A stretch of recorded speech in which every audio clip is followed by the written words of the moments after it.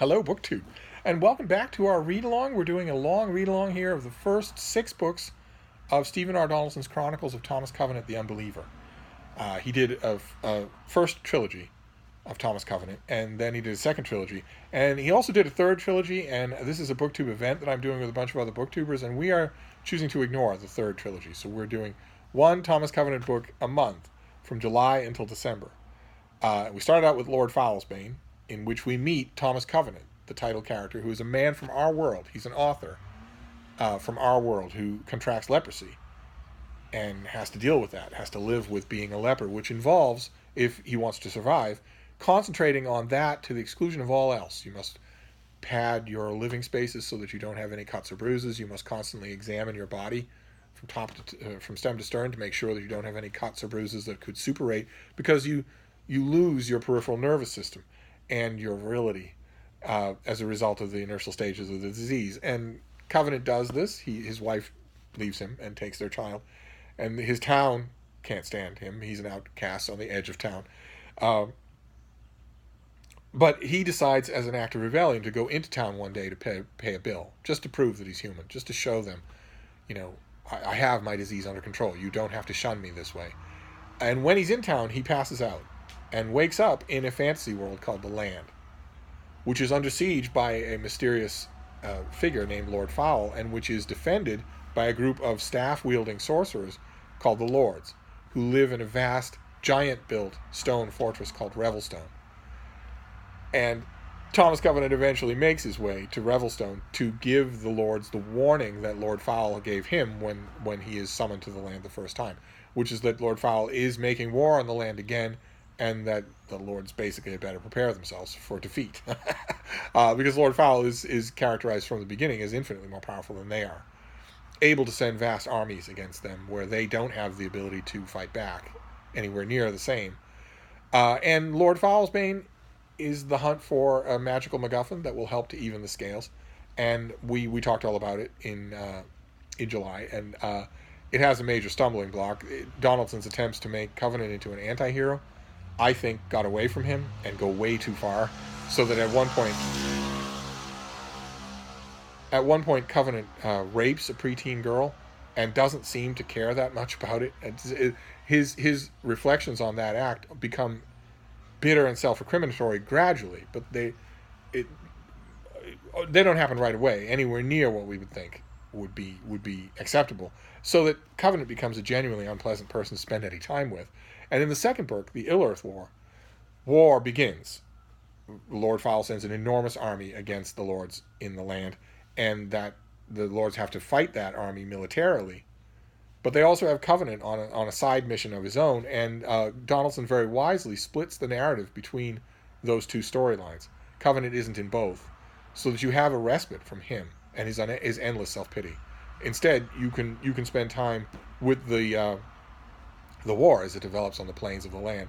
And I love the Ill-Earth War, despite its problems as a book. I love it. I think there are some narrative masterpieces in there. Some bits that I reread over and over and over again, and always have since the book first came out. And at the end of the Ill-Earth War, of course, Covenant is snapped back to our world. And time passes differently in our world than it does in the Land. It passes much quicker in the Land, so that a few days in our world is decades in the Land.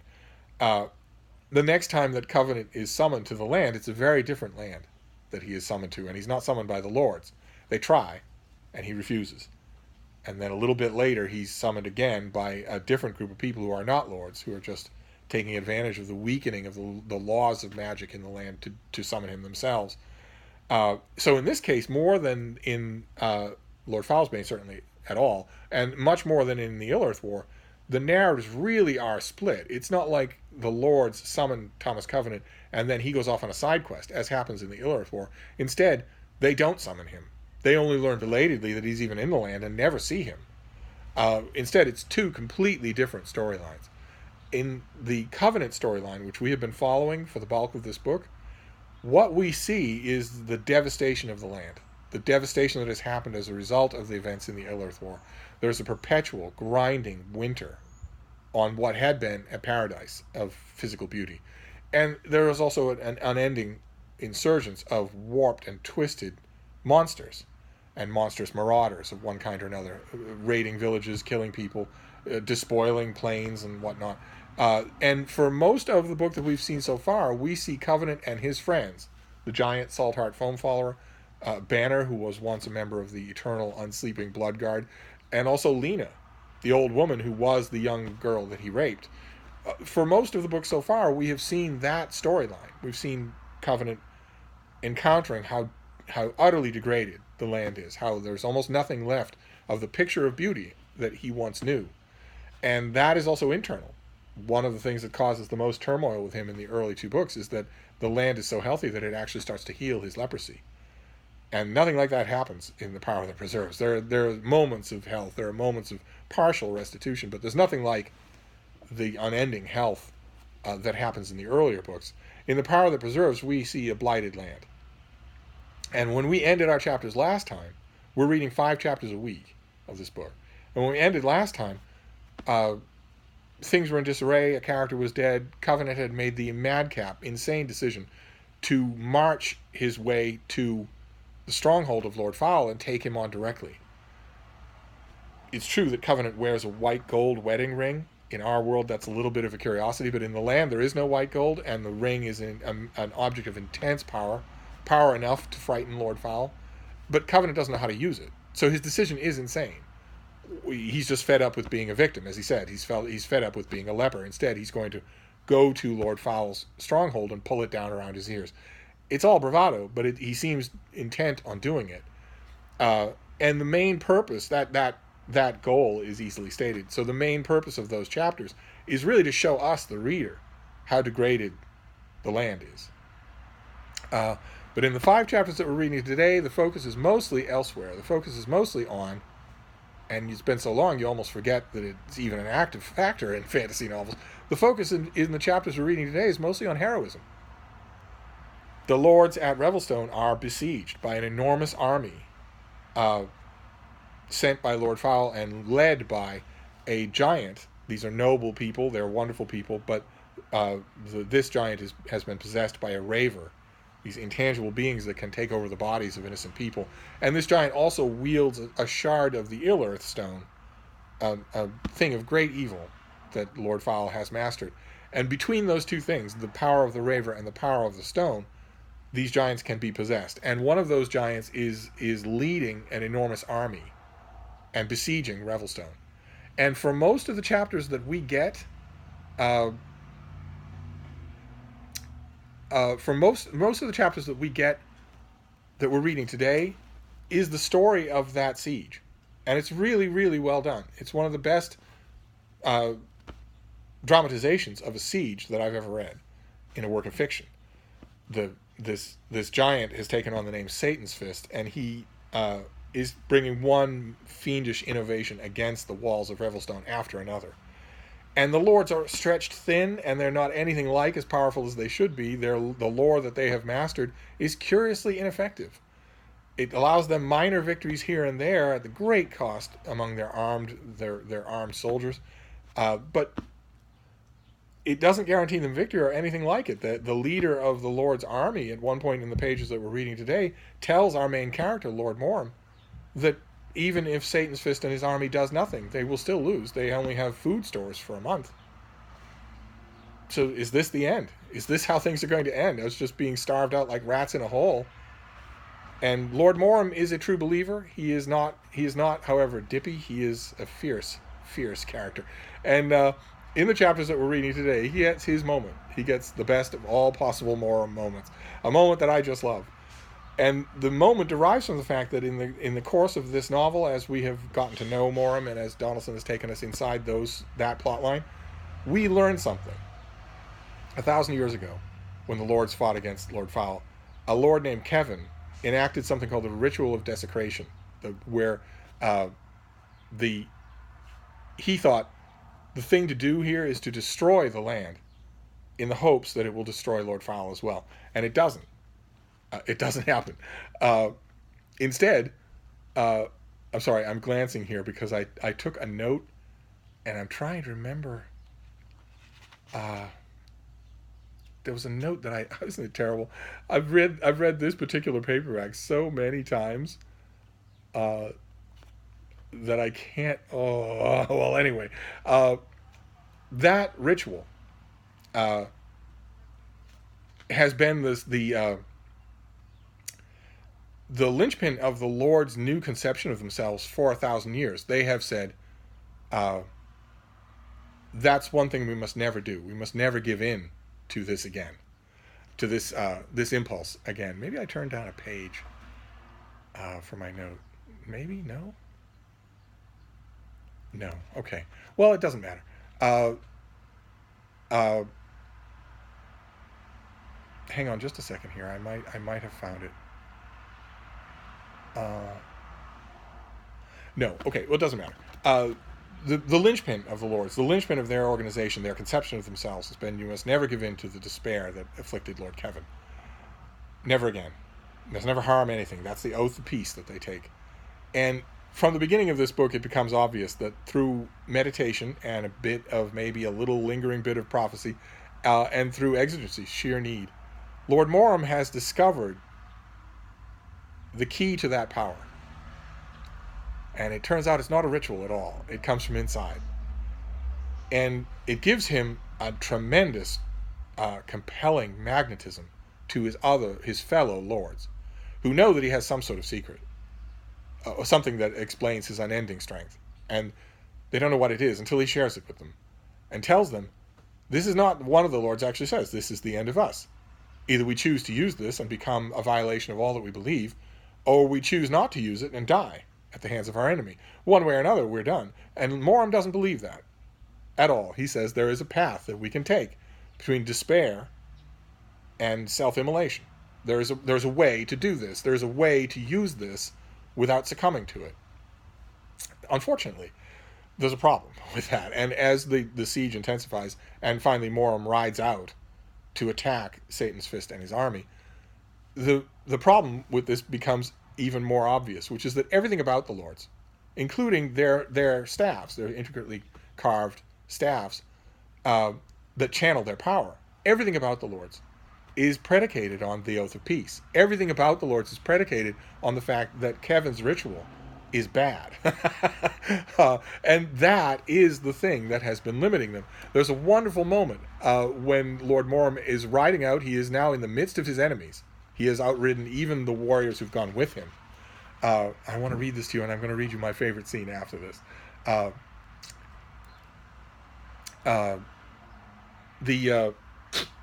The warped creatures that surround him stream away in the other direction, in another direction on the battlefield, and he did not wait for them. He swung in the direction of Satan's Fist had taken, intending to pursue the raver as far as his strength would carry him. But some instinct or intuition tugged at him in the last instant, deflected him to one side. He turned and met that part of the avalanche head on. Now the only thing which limited his might was his staff itself. The wood had been shaped by people who had not understood Kevin's lore. It was not formed to bear the force he now sent blazing through it. But he had no margin for caution. He made the staff surpass itself, sent it bucking and cracking with power to rage against his assailants. His flame grew incandescent, furnace hot. In brilliance and coruscation, it sliced through his foes like the scythe of a sun fire. And he just lays waste in all directions. Partially, he is upheld. Partially, he is pushed forward by the fact that he has now an awareness that Thomas Covenant is in the land. And Mhoram is a firm believer that the creator of the land is using Thomas Covenant's wild magic, his white ring, to save the land's defenders. Mhoram is a firm believer in that. Not all the lords are, but Mhoram is. And the reason he knows Covenant is in the land is because there is an object, an ancient and very powerful object, a sort of a long knife, called the Krill of Lorik, which has been found, and the lords are trying to study it. It has a gem in the center of its pommel. And when the white gold is in the land, in Covenant's possession, and acting for the good of the land, that gem glows. And when that first happens, the lords and Mhoram know that Covenant has been summoned to the land somehow, and that therefore there is some kind of hope. There is at least, they know, a power abroad in the land that is the equal or superior to Lord Fowl. Even if they don't ever get a chance to talk to it, and even if it is never used, at least there's that chance. And then there's a crushing moment. two crushing moments actually during the siege of Revelstone. In one moment, the gem at the heart of the krill of Lorik goes dark, which would be bad enough and is cause for great despair. But then later on, the gem at the heart of the krill of Lorik starts to turn green. Mhoram and his comrades have all the confirmation they think they need, that not only has the ring entered the land, but that it has fallen to Lord Fowl, that Lord Fowl has command of it. It doesn't matter to Mhoram. Mhoram is a true believer. He takes the krill with him to battle. He tucks it in his sash and takes it with him. And actually, for a while, when he's fighting all of these monsters, seems to forget it. And then a change happens, and I want to read this to you, because the horrible winter that had been afflicting the land suddenly stops. The wind drops, and Mhoram notices that the gem inside the heart of the krill of Lorik is glowing bright white. And he's on the battlefield now, and he's facing this giant raver, this enormous creature with a glowing stone in its fist. When the change of the air came an instant later, it was so intense, so vibrant and thrilling, that it snatched Mhoram to his feet. It made Satan's fist arrest his blow, gape uncomprehendingly into the sky, then drop his fists and whirl to shout strident curses at the eastern horizon, where Lord Fowl is. For that moment, Mhoram also gaped and gasped. He could not believe his senses, could not believe the touch of the air on his cold, punished face. He seemed to be tasting something which had been lost from human experience. His horse lurched up, braced himself on splayed legs, raised his head to neigh in recognition of the change. His whinny was weak and strained, but it lifted Mhoram's heart like the trumpet of triumph. While he and Satan's fist and all the army stared at it, the wind faltered. It limped, spurting and fluttering in the air like a wounded bird, then fell lifeless to the ground. For the first time since Lord Fowl's preternatural winter had begun, there was no wind. Some support or compulsion had been withdrawn from Satan's fist. With a howl of rage, the raver spun back towards Mhoram. "Fool!" he screamed, as if the High Lord had let out a shout of jubilation. "That was but one weapon of many. I will yet drink your heart's blood to the bottom." Reeling under the weight of his fury, he lifted his fist again to deliver the executing blow.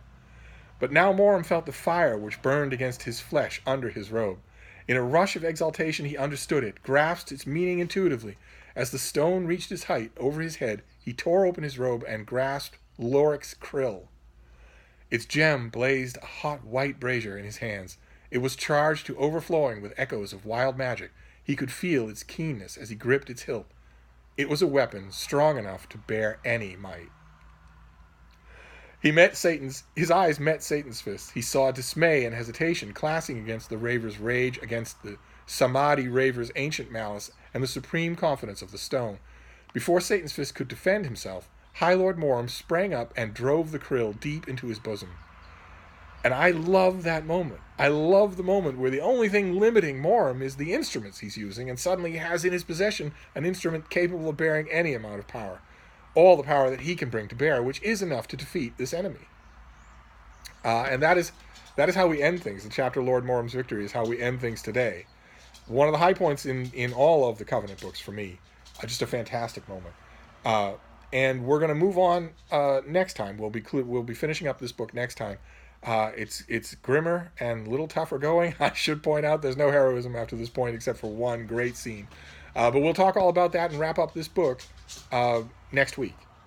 So I'm gonna go attend to my suddenly awake and very active being. But I'll be back. We'll reconvene here next week and finish up this book. Thank you, Book 2.